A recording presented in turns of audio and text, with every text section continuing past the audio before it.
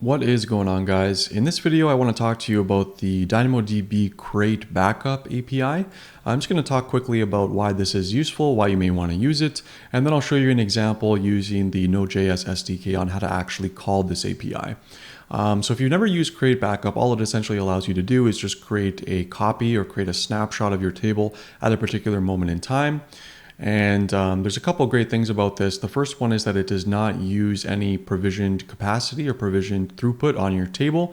It does this backup completely behind the scenes and without using any of your provisioned capacity. So that's great from a cost perspective. And there's also some limitations here. You can only call it 50 times per second.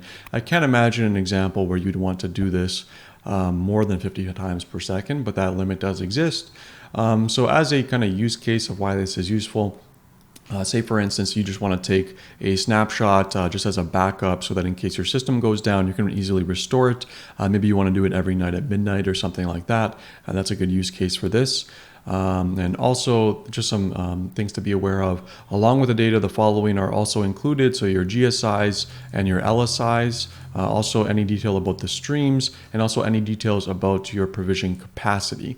So I have videos on all four of these different things. If you don't know what GSIs, LSIs, DynamoDB streams, or provision capacity are, go and check them out on my channel. I have quite a few about all these different topics.